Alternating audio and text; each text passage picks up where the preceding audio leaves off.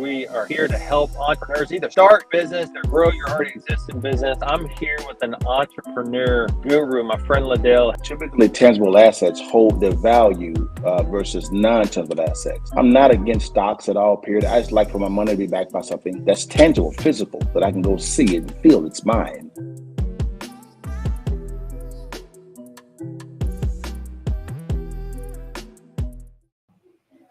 What it do, y'all? It's your partner, and we back in this thing for that Countermove. You know what time it is? It's Thursday now. Before we go into this thing, man, take that picture because I look better than you. It's all good, y'all.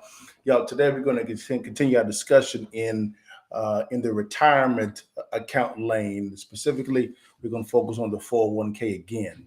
Now, remember on that past Countermove, we actually asked this following question. We asked, is the 401k a scam? Okay, man, I'll say it again.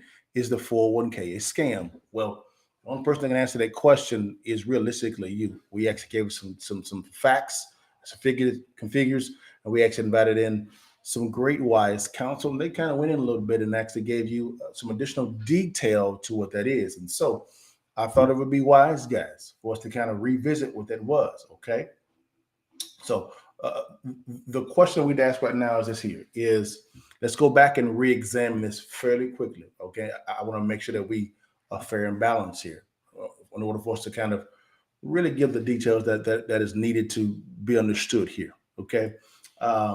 What is the true intended design of the 401k?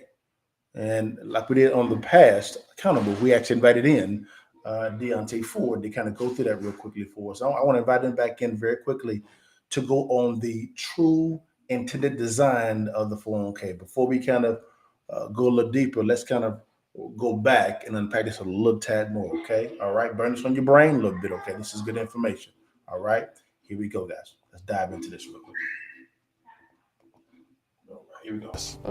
So before you just participate in the 401k that's being offered at your job, watch this video. Now, when it comes to building for retirement, there's two phases that we should always be mindful of. That's the accumulation phase and the distribution phase. So when it comes to the way that you put money in a 401k, you are contributing what's called pre-tax dollars. Yes. The idea is that you lower your tax liability by shrinking the amount of income that you report in taxes because that money is being contributed to your 401k account. Another common misconception is that by you taking pre-tax dollars, you increase the return that you earn on that money, which is also a misconception. For the year 2022, your contribution limit is $20,500. Now, when you're putting this money inside of a 401k, it's important to understand that your money is growing in a variable fashion. There's three ways that your money grows: indexed, fixed, and variable. I want you to really pay attention to what he just said there, because here in a second, you're going to see what he just said, and we're going to begin to unpack that a little bit more via a video that's coming up next. So remember those 3 points, okay? Variable means that your money is fully exposed to the market, so it has zero protection.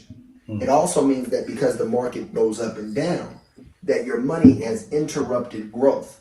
You can grow 20%, but you can also experience a 20% loss on your entire portfolio balance. That's correct. Another critical point that needs to be mentioned that's often not talked about is the fact that you're restricting money inside of an account until 59 and a half with limited liquidity or access to that money. There are early penalty withdrawals of 10% on that money, in addition to that being counted as taxable income.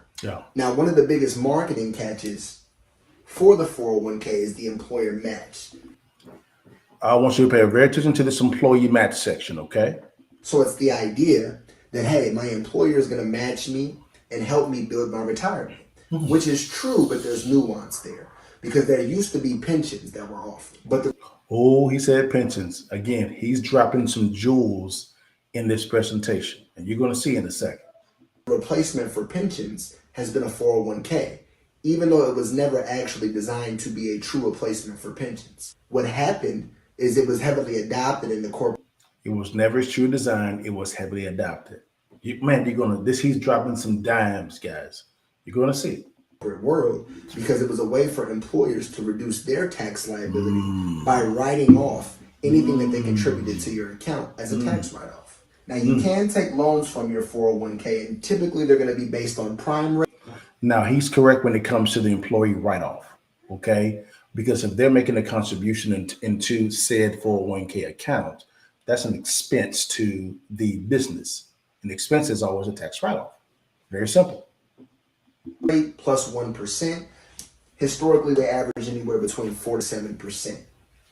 Not to mention that you're paying 1 to 2% management fees and sometimes higher annually on your total portfolio balance. So let's just recap accumulation. Pre-tax dollars going into a variable environment where your money grows interrupted, it's completely at risk of loss with no protection. You have limited access to it, and you're penalized if you take it out prior to 59 and a half. Wow.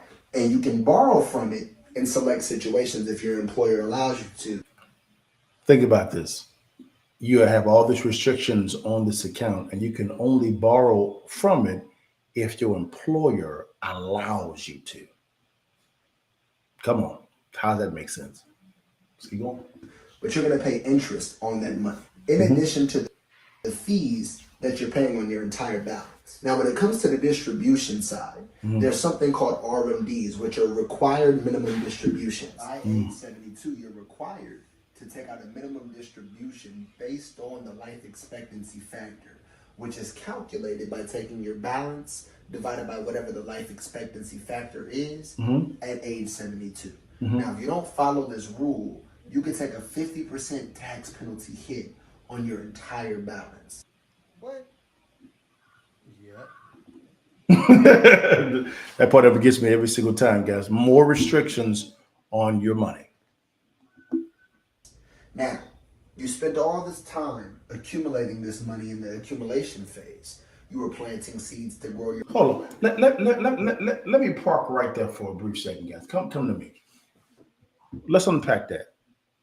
This is saying at age 72, if you do not make required distributions, withdrawals out of said account, which is 401k, you could be taxed up to 50%. How does that make sense? Take that in. That makes no sense. Here we go. Let's go get it. Makes no sense to me at all. No protection. No protection. Harvest. But when it became time to reap the benefits of your harvest, Uncle Sam popped up and said, hey, we're going to go ahead and tax this as income on any distributions that you take. Now, pensions, which the 401k has inefficiently replaced, used to offer lifetime income as a guarantee. Yes. Now, your 401k, which is essentially gambled in the stock market, does not offer you any lifetime income. None. What else does it not offer? Life insurance. No death benefit is being distributed to the beneficiary on your 401k in your passing. So all that they're going to do is whatever the remaining balance was, if any, in that account. With all that being said, you have to make a decision at the end of the day about what's the best vehicle for you to grow your money. Yeah. But I think it's important for you to be informed about what vehicle you use.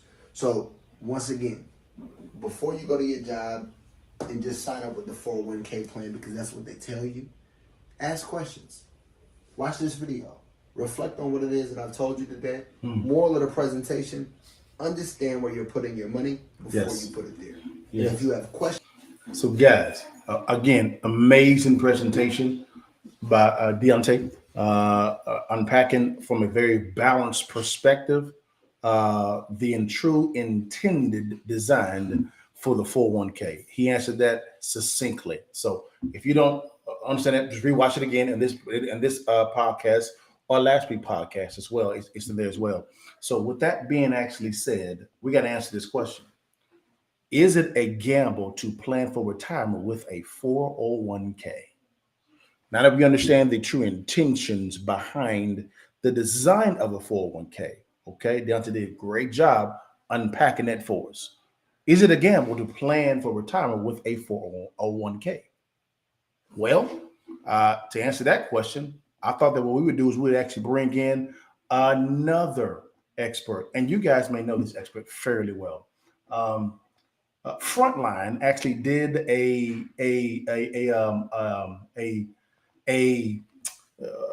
documentary on retirement, and it's named The Retirement Gamble. Is what it's actually called. Now we're not going to look at the entirety of it today at all, although we're going to unpack it in parts. But guys, I believe that it's wise to understand and look at this. And this company, Frontline, via PBS, does a great job at unpacking this question and answering this question initially of is a 401k a gamble for retirement when it comes to planning that way. Now, remember in Deontay's presentation, what I told you guys to focus on. I interrupted his conversation and paused it because I want you to burn on your brain of why of certain terms that what he was actually saying. So let's dive into this documentary real quickly. Won't be long at all, but I want you to begin to listen intently to questions from consumers and the responses to these, I'm gonna say it, these so-called managers. Here we go.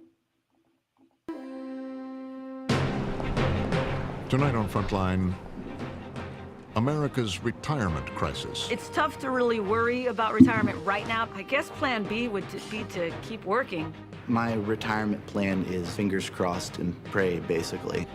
Even if you have a 401k or IRA, will you have the money you need to retire? If you make $100,000 a year, you need $1.5 million to be okay. A lot of 401k programs are lousy. You put up 100% of the capital, you take 100% of the risk, and you get 30% of the return. How does that make sense? How did that make sense? Correspondent Martin Smith investigates.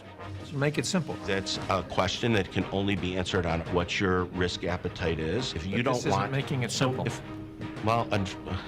I wish it was simpler.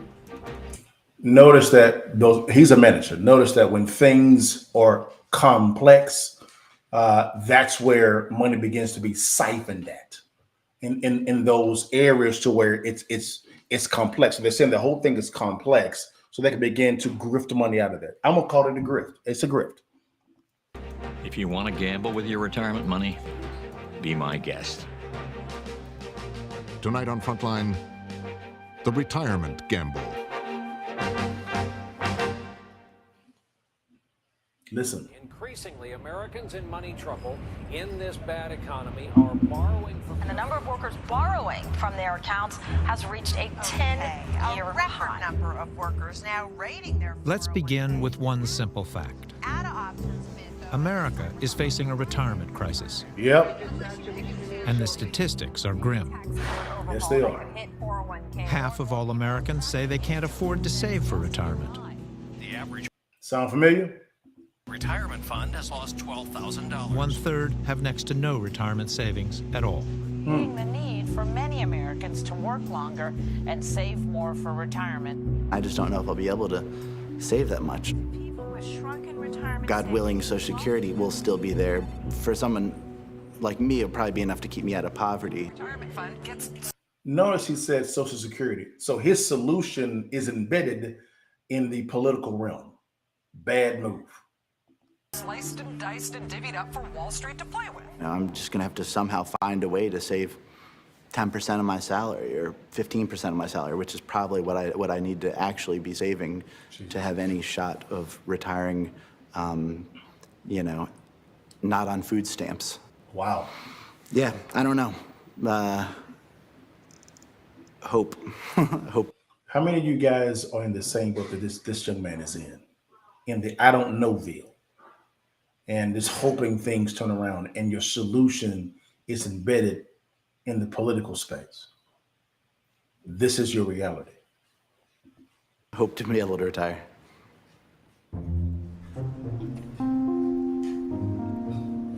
Recently, I've started to look into how to make more money, how to increase my income while still teaching.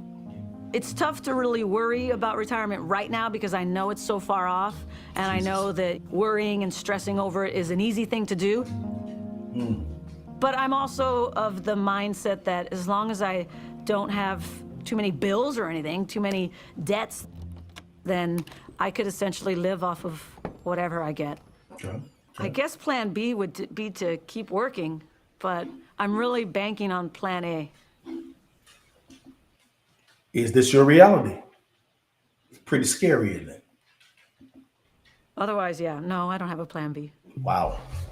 Wow. Jesus. It's hard to imagine, even at this point in my life, being retired. I just don't see it.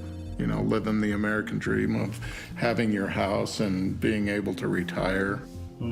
Nobody has a pension anymore. It wasn't like it was in the 60s or 70s where people worked for, you know, good companies and had a pension plan.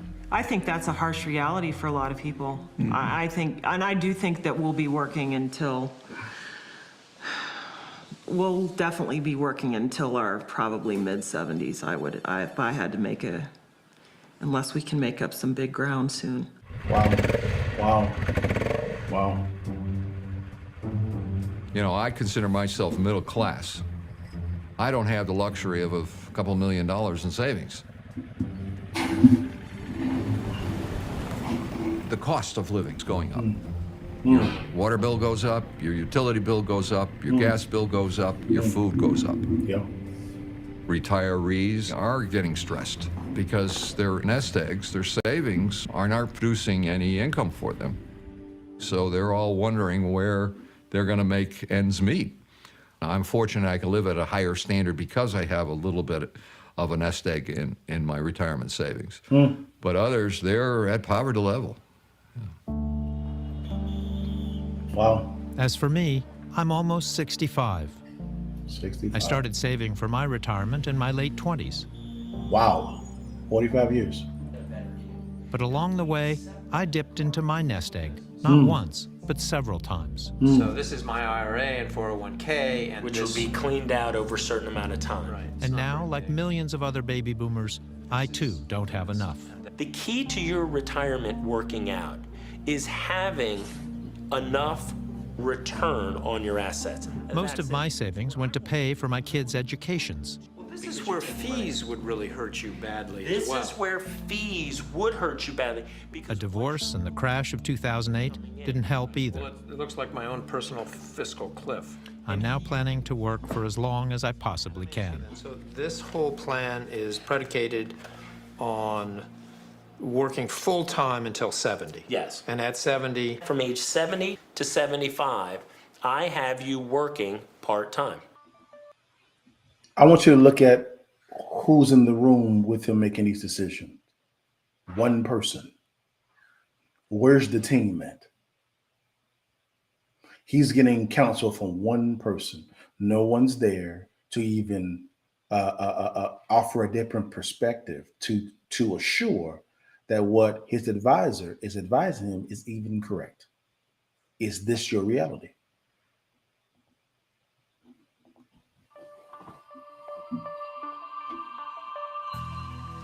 These days, many baby boomers are planning to delay their retirement. Some may never stop working. It's hard. Without knowing exactly how long you're going to live, it's difficult to guess how much you need to put away. Most people seem to feel that at retirement, to be okay, you need 10 or 12 times pay. Listen. And maybe 15. So if you make $100,000 a year, you need $1.5 million to be okay. You need to save more, you need to start sooner. You can't start work when you're 20 or 22 and decide to get serious about this in your 40s. The boat has sailed. Listen to what he said. $1.5 million for you to live comfortably. $1.5 million. Does your plan currently that you have in place, does it have the even potential to even yield that type of return? If the answer is no, it's time to revise the plan.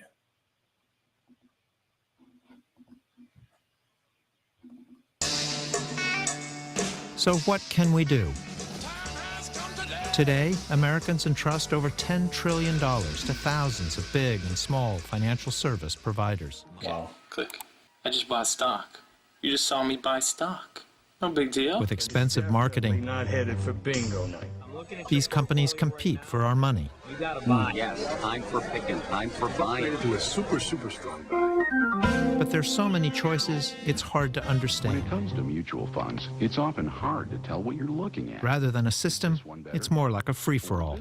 I don't really see it as a real system. I see it as maybe a retirement mess is a better word for it. Yeah, that's correct. Looking for real-life answers to your retirement questions? If you're lucky, you have a 401k. Roughly half of companies offer a 401k. If you work for a small business, chances are you don't have access to such a thing. Some companies then offer other supplements.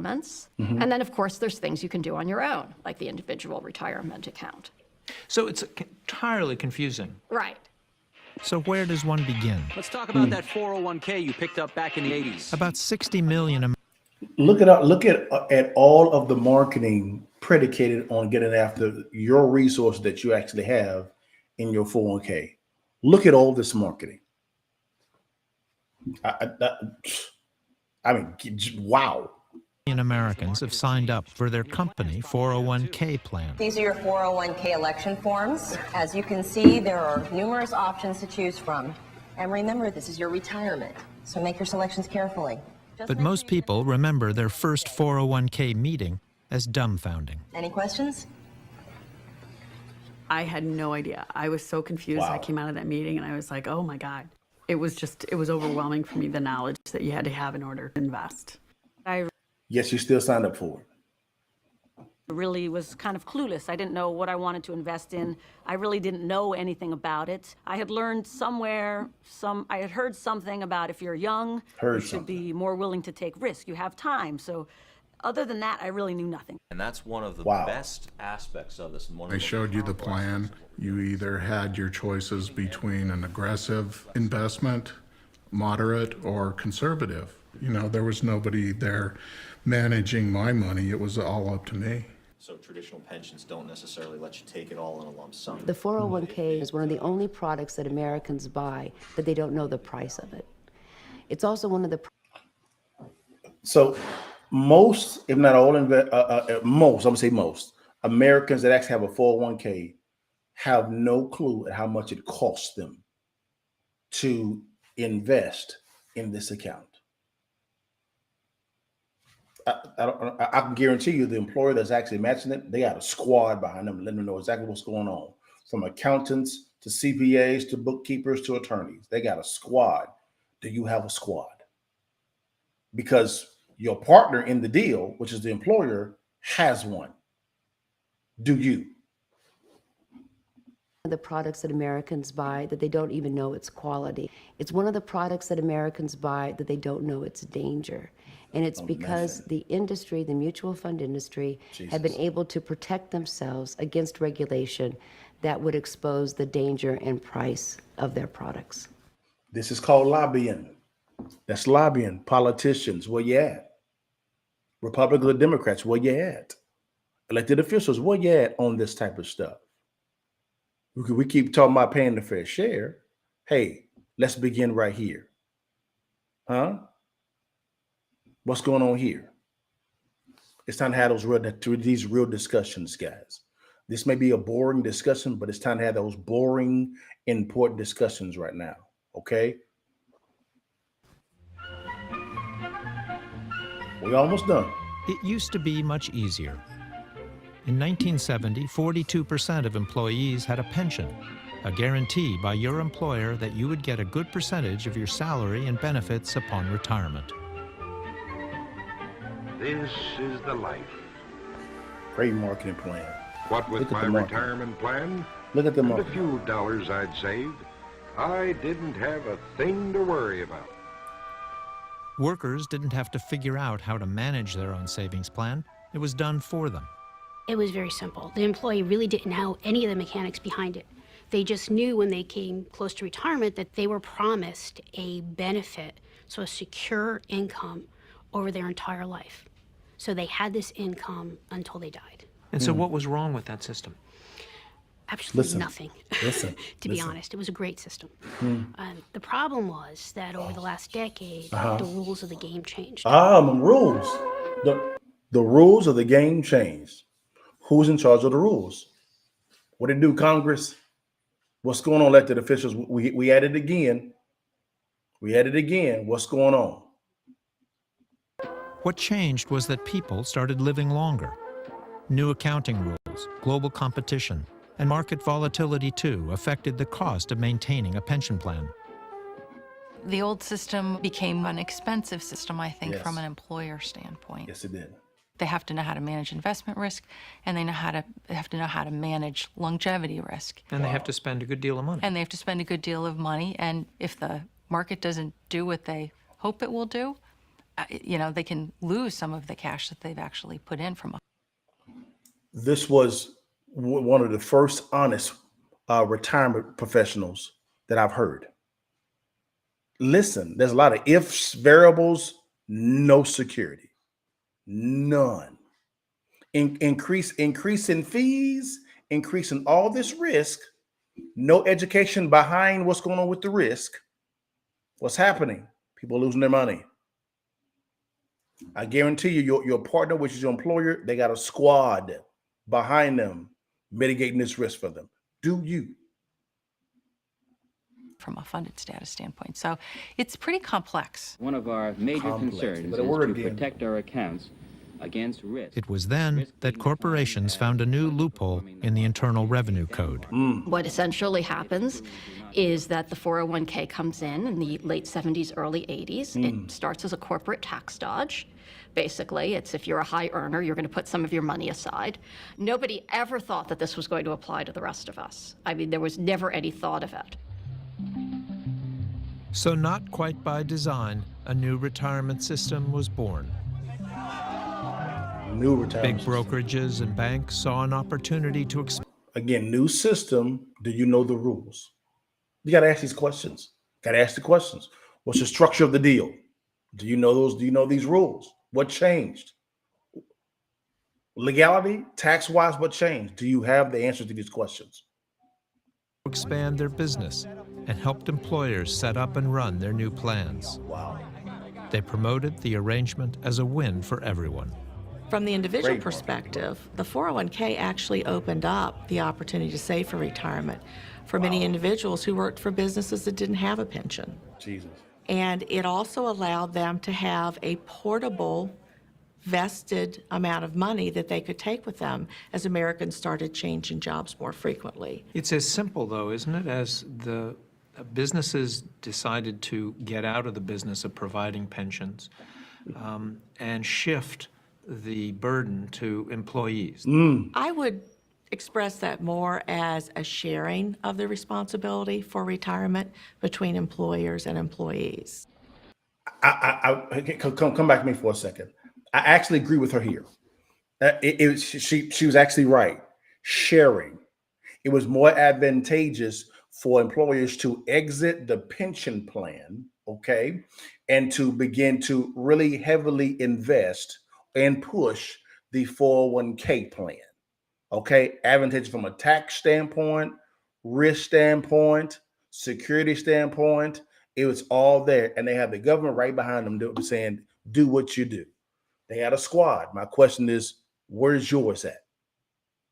I'm gonna keep asking this question. And this is one of those boring discussions, but we got to ask this question. If you can't answer these questions, this is a gamble. This is a gamble because you're going into a deal not knowing any of the rules, any of the changes, nothing. That's a risk. Let's keep going, guys. Almost done. But while some employers contribute to employees' 401k plans, all of the risks fall on the individual.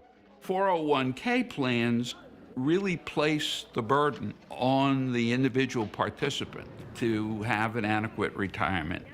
Wow. And the vast majority of ordinary people don't know how to do that. It's a very complex task.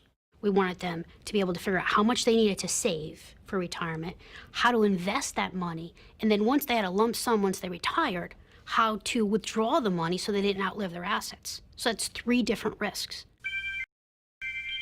Picking and choosing the right investments requires very careful handling. Enter the mutual fund industry. People in the mutual fund industry realized that there was a huge opportunity here, right? I mean, not only could they sell their mutual funds, directly to investors, but they could make the mutual funds the very foundation of the 401k plans. In 1981, nobody knew what a 401k was. By 1989, it's in the lexicon, it's being written about, it's being talked about. Throughout the 90s, now all large employers effectively have plans in place. People are participating. It continues to grow from there. Okay, guys, I'm going to stop this right here. I think that this was a good thing to kind of go through. Now, I love what that. Here are my thoughts, guys. I love what the young lady, I believe she's from Wells Fargo, talked about is there were several, I think there was 3 different risks she was talking about. And those risks, the investor really had no idea what those risks were. And so it's like all of the educational information was on the employer side. And really none of it, or very little, was given to the employee side. That is a off-balance type of partnership. It's too skewed to one side, which is the employer side. It was a good business move from the employer standpoint to exit the pension plan and go to the 401k plan. It benefited them immensely. It also benefited the banking systems as well also. It really did. It also benefited the stock market as well, because the money that you invest into a 401k and an IRA is invested into the stock market. It is. That's the reason why people are concerned about the retirement now, is because the stock market is getting destroyed right now. It's hurting right now a lot. We have now had 3 negative GDPs, okay, in 1 calendar year. It took 2 to say it's a recession. This is the 3rd one in a row. People are panicking right now because of what's going on. A stronger dollar is not a good thing. What that really means is Americans are hoarding their cash now. In other words, money is not being spent. We're in a debtor nation, which means money is debt. What that means is that when money is debt, cash flow becomes the most powerful word in business. That happened back in 1973. I'm not going to bore you with those details at all. But when we became a debtor nation, money has to be flowing. Cash flow has to be flowing. If money is stagnant or it stops, inflation happens. So now what you've had the government do, the government has tried to, via printing, manufacture the cash flowing scenario. But the problem with that is the money's not flowing anywhere. It's going nowhere. So it's building up pressure and pressure and pressure and pressure. And pretty soon that balloon's going to pop. And guess whose money is going to be affected? Everyone that has a 401k or an IRA, because it's tied directly to the stock market. All right. Now, why am I opposed to a 401k? Like I said before, there's no security. If you listen to that documentary, okay, and also in Deontay's presentation, which was phenomenal, where is the security at? There is none. The security is hope. The gentleman from the get-go, from the beginning of the documentary, said all he had was hope. And then the teacher, the young lady, said the exact same thing, hope. So your whole security is hope, nothing tangible. And you have no control over your resources. You're restricted until you fit, I think it's 59. You're restricted to that time frame. You have no security. All right. Because of restrictions, you have no proper velocity of money. You don't have any jurisdiction over that money from a velocity standpoint. And so you're 59 years old. How does that make sense? So here's my question. What are you invested in? You may say a mutual fund. What's the mutual fund invested in? You may say, what's invested in stock? How does stock doing? What stocks is it doing? If you look at the prospectus, when it comes to a lot of these 401ks and these mutual funds, as it mentioned, of course, in the film, they begin to push the mutual fund. That right there, what is that fund invested in? What is it? Have you read the prospectus? A lot of the individuals that were actually on this film had no clue what was going on. All they had was hope. Is that you? If it is you, it's time to revise your plan. Okay. All right. As Deontay communicated, if you get to 70, I think it's at 72, I believe he said, or 75, one of the two. It's in the 70s, I believe it's 72. But as Deontay said, if you don't spend that money and now get this, they tell you how to make withdrawals, distributions. They tell you that. How does that breed any type of ownership? None. It does not at all. It does not at all. Period. And if you don't do it in the proper manner that someone else tells you to do it, what happens? You pay 50% in taxes. It's now taxed as income. Huh? Where is the security? Where is the proper velocity of money? And you have now just ingratiated yourself into a higher tax liability. I guarantee that the banks that this money is flowing through, they're not doing none of this at all. They're using your money to go out and make them more money. More money. Simple. So